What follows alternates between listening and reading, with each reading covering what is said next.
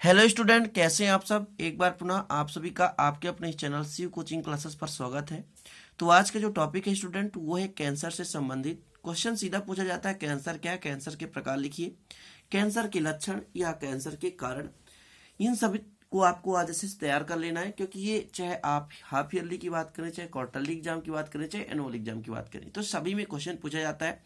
तो चलिए देख लेते हैं अपन सबसे पहले कैंसर। तो एक चीज समझें कि जैसे हमारे शरीर में अनियंत्रित असामान्य रूप से कोशिका विभाजन होता है और हमारे शरीर में क्या बन जाता है, ट्यूमर बन जाता है, गांठ जिसे बोलते हैं, तो वो कहलाता है कैंसर। मतलब बिना काम के कोशिकाओं का किसी हमारे शरीर के किसी भाग में एकत्रित हो जाना क्या बनता है, क्या कहलाता है, कैंसर कहलाता है। तो जो गांठ बनता है वही गांठ जो होता है एक प्रकार का कैंसर कहलाता है, जो असमान रूप से बिना काम के कोशिका के वृद्धि विभाजन के बाद बनता है। ठीक है, तो चलिए देखते हैं। पहले आपको क्या लिखना है, कैंसर कि जब कोशिका विभाजन एवं कोशिका वृद्धि असमान होती है ना, बिना काम के कोशिकाओं का विभाजन होता है और नई कोशिकाओं में वृद्धि होती है, तो इसके कारण ट्यूमर का निर्माण होता है। ट्यूमर मतलब गांठ, जिसे क्या कहते हैं, कैंसर कहते हैं। समझ गए। अतः कैंसर का एक प्रकार की असंगठित ऊतक वृद्धि की बीमारी है, जो कोशिकाओं में अनियंत्रित विभाजन तथा विकास के कारण होती है। जिन कोशिकाओं की अनियंत्रित वृद्धि के कारण कैंसर होता है उसे नियोप्लास्टिक कोशिकाएं कहते हैं। कुल मिलाकर समझ में आया कि हमारे शरीर में ऐसे कोशिकाएं जिनका कोई काम नहीं है ना, तो यदि वो वृद्धि हो चुके हैं, मतलब अनियमित रूप से वृद्धि हो रहे हैं, असमान रूप से वृद्धि हो रहे हैं, हमें 4 कोशिकाओं की आवश्यकता है लेकिन वहां पे 8 कोशिकाएं बन गई, तो 4 कोशिकाएं जो बिना काम के हैं वो क्या करती हैं, तो वो ऊतक जो होते हैं मिल करके क्या बना लेते हैं, गांठ बना लेते हैं, और यही जो गांठ होता है वो कैंसर कहलाता है। ठीक है ना, ऊतक का समूह ही क्या कहलाता है, कोशिका कहलाता है, आप लोगों को पता होगा। तो जो अन्यत्र जो कोशिकाएं हैं, अनियंत्रित कोशिकाएं, असामान्य कोशिकाएं हैं, या बिना काम के जब कोशिका विभाजन होता है तो जो शेष कोशिकाएं हैं वो आपस में मिलकर के ऊतक जो होते हैं एक गांठ का निर्माण करते हैं। गांठ ही ट्यूमर कहलाता है और ट्यूमर ही एक प्रकार का कैंसर है। ठीक है, समझ गए। चलिए अब कैंसर के प्रकार को समझे थोड़ा सा। पहला है सार्कोमास। देखिए, सार्कोमास भी ठोस गिल्टी के रूप में पाया जाता है, लेकिन यह संयोजी ऊतकों, उपास्थि, ठीक है, अस्थि तथा पेशियों में विकसित होता है। लगभग 2% कैंसर इसी प्रकार का होता है। मतलब जितना भी कैंसर के शिकारी व्यक्ति हैं या मरीज हैं, उनमें से जो कैंसर 2% होता है वो सार्कोमास कैंसर होता है।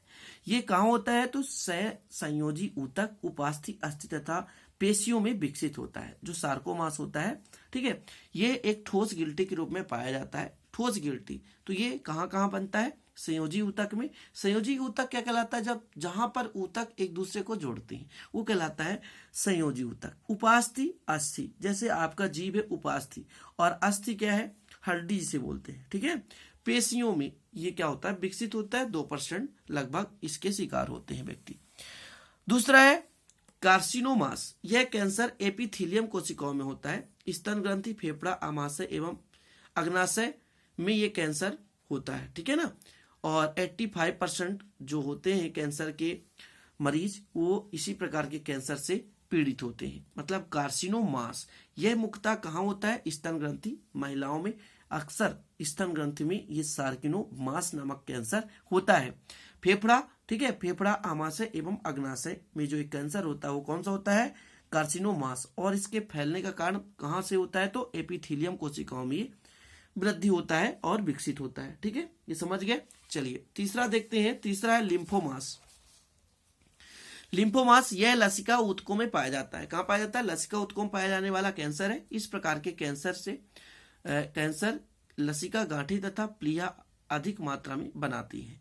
कहने का मतलब जो लिम्फोमास होता है वो कहाँ बनता है, प्लीहा और लसिका में बनता है। ठीक है ना, ये लसिका और प्लीहा में अधिक से अधिक रूप से बनते हैं। अब देखिए इनको समझाने की क्या बात है, इनको थोड़ा सा ध्यान में रखने वाली चीजें हैं। ठीक है, ये सब जो आपका ये जो टॉपिक है कैंसर, ये आपको थोड़ा सा समझना है और प्लस इसको ध्यान में रखना है, याद करने जिसे बोलते हैं। तो थोड़ा इसे आप रिमेम्बर करते रहे, याद करना पड़ेगा तभी ये समझ में आएगा।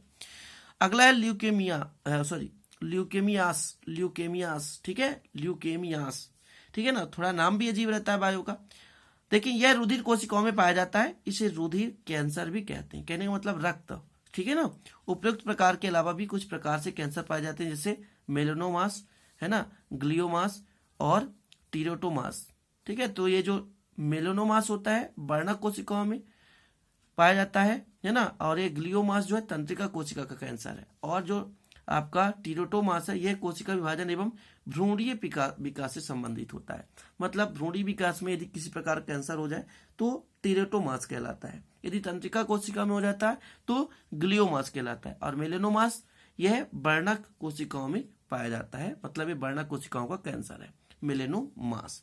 ठीक है, तो इस प्रकार के कुल जो प्रकार हैं तो ये आप लोगों को समझ में आ गया होगा, और इसका आप स्क्रीनशॉट ले लें। इसके बाद देखते हैं लक्षण। देखिए क्वेश्चन आता है 12th क्लास के दिया आप है तो बिल्कुल इसे आप अच्छे से तैयार कर लें। ठीक है, अभी ये प्री बोर्ड एग्जाम में भी क्वेश्चन आया था, इसलिए मैं आप सभी से कहना चाहता हूं कि प्लीज कैंसर का जो टॉपिक है उसे आप अच्छे से क्लियर ही कर लें।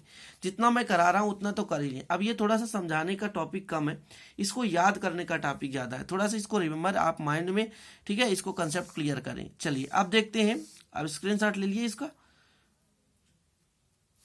ठीक है, चलिए अब देखते हैं कैंसर के लक्षण, मतलब किस प्रकार के हमारे शरीर में विकार दिखाई दे तो हम समझ जाएं कि हमें कैंसर है या किसी भी आस पड़ोस किसी व्यक्ति को कैंसर है। देखिए कैंसर से जागरूक होना बहुत जरूरी है। कैंसर व्यक्ति के लिए घातक बीमारी है, इससे बहुत आसानी से और बहुत जल्दी से मृत्यु हो जाती है। इसलिए कैंसर से संबंधित जितने भी परेशानियां उससे आप जागरूक रहें।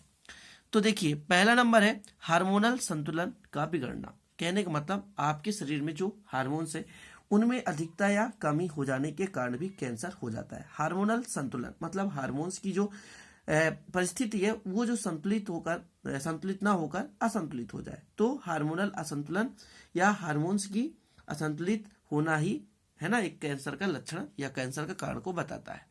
अगला देखिए विषाणुओं के संक्रमण के कारण, जब विषाणु संक्रमित हो जाते हैं, जैसे किसी व्यक्ति के पास कैंसर है और उसके जो विषाणु हमारे शरीर में क्या कर जाते हैं, प्रवेश कर जाते हैं तो संक्रमित हो जाते हैं। तो इस प्रकार से संक्रमित से भी कैंसर रोग बहुत आसानी से फैल जाता है। तंबाकू, सुपारी, गुटखा, पान आदि का लगातार सेवन से, मतलब ऐसे व्यक्ति जो तंबाकू, सुपारी, गुटखा, पान आदि लगातार सेवन करते हैं, अति कर देते हैं खाते खाते, तो उनको कैंसर होने के चांसेस ज्यादा होते हैं। तो आप सभी से क्योंकि आप सभी अभी छोटे हैं और सभी स्टडी कर रहे हैं और अभी आशा करता हूं कि 12th तक आप नहीं करते होंगे सेवन, और मैं आपसे यही गुजारिश करता हूं कि आप आगे भी सेवन ना करें। हो सके तो इलायची का प्रयोग करें या लौंग या काली मिर्च इनका प्रयोग करें। जैसे आपका जो मुंह में पानी आता है तो लोग कहते हैं सुपारी खाएं, सुपारी नहीं खाएं क्योंकि आपके जो स्वास्थ्य के लिए हानिकारक होता है। ठीक है, तो आगे चलकर भी स्टूडेंट प्लीज आप लोग इतना ध्यान रखना, धूम्रपान नहीं करना चाहिए। मैं भी जब भी करता हूं तो लौंग का सेवन करता हूं, जब मुंह में थोड़ा सा जिसको बोलते हैं पानी आना है ना, तो जब आप ब्रश करके खाली होते हैं तब पानी आता है या सो के उठते हैं, तो ऐसे स्थिति पर आप लौंग का प्रयोग करें। ठीक है, जीन में उत्परिवर्तन मतलब जीन में अनियंत्रित वृद्धि हो जाए तो भी कैंसर की बीमारी हो सकती है। अगला एक्स किरणों के बार बार उपयोग और कामिक परावैंगनिक किरणों, मतलब एक्स किरणों से भी है ना या परावैंगनिक विकिरण से, इस प्रकार के विकिरण से जो कैंसर होते हैं वो अधिक से अधिक मात्रा में होते हैं। ठीक है, तो ये हो गए कैंसर के कारण। आप लोग 5 याद कर लें, काफी है, और आपकी बुक्स में कई सारे होंगे लेकिन आपको इतना रटने की आवश्यकता नहीं है। चलिए देखते हैं कैंसर के लक्षण, इसके भी 3-4 आपको समझना है। तो कैंसर कैसे समझें? कैंसर हो गया तो घाव का ना भरना, जब घाव शरीर में नहीं भरता तो हम समझ पाते हैं कि कैंसर हो चुका है। ठीक है, दूसरा है असाधारण और बार बार रक्तस्राव का होना, मतलब कहीं पे यदि कट गया तो थक्का नहीं बन रहा है और बार बार वहां से रक्त का क्या हो रहा है, बहाव हो रहा है, मतलब वहां से बार बार रक्त बह रहा है, तब वहां हम समझ जाते हैं कि कैंसर नामक बीमारी हो गई है। गले की खराबी या गले का रोग जो सही ना हो, आपके गले में किसी प्रकार का रोग हो जाए और वो सही ना हो, कितना भी दवाई करा रहे हैं, तब वहां पर क्या हो जाता है, कैंसर का खतरा हो जाता है। बिना दर्द के असाधारण गांठ का बनना, यदि आपके शरीर में किसी भी भाग पर किसी भी अंग पर असाधारण असामान्य कोशिका विभाजन से किसी प्रकार का गांठ बन जाता है तो कैंसर कहलाता है। बार बार अपच होना, मतलब आपके पेट में भोजन का पाचन सही तरीके से न होना, खाने की चीजों को निगलने में परेशानी होना, मतलब गले से जो अंदर जाए तब हमें क्या हो, दर्द करे। जब हम खाना खाते हैं तो निगलते समय गले में दर्द हो रहा है बार बार और आपका सही नहीं हो पा रहा है तो कैंसर का लक्षण है। कैंसर आपको यहाँ पर दर्शाता है कि कैंसर हो सकता है। पखाने तथा मूत्र विसर्जन की आदतों में परिवर्तन होना, मतलब आपकी शारीरिक जो व्यर्थ चीज़ों को आप अपशिष्ट पदार्थों को बाहर निकालते हैं, उसमें जो निकालने की समय अवधि है यदि परिवर्तित हो जाए, है ना, निश्चित क्रम ना रहे, तो भी हम कह सकते हैं कैंसर है। इसी प्रकार जो किसी प्रकार का यदि अल्सर है उसका इलाज कराएं और ठीक ना हो रहा हो, सही ना हो रहा हो, तो क्या होता है, वहाँ पे कैंसर नामक बीमारी का लक्षण होता है। तो इस प्रकार से कैंसर संबंधित आप लोग समझें, थोड़ा सा बुक्स पढ़ें और इसका बृहद जानकारी रखें, क्योंकि ये अपने जीवन से संबंधित है, ठीक है। तो इसलिए आप लोग इसका जरूर ध्यान रखें। तो चलते हैं स्टूडेंट, आशा करते हैं यदि अच्छा लगे तो लाइक करिएगा, दोस्तों के साथ शेयर कर दीजिएगा, नए हैं तो चैनल को सब्सक्राइब कर बेल आइकन प्रेस कर दीजिएगा ताकि वीडियो का नोटिफिकेशन आपको मिलता रहे। चलते हैं, मिलेंगे अगली वीडियो नए टॉपिक के साथ, तब तक के लिए जय हिंद, वंदे मातरम।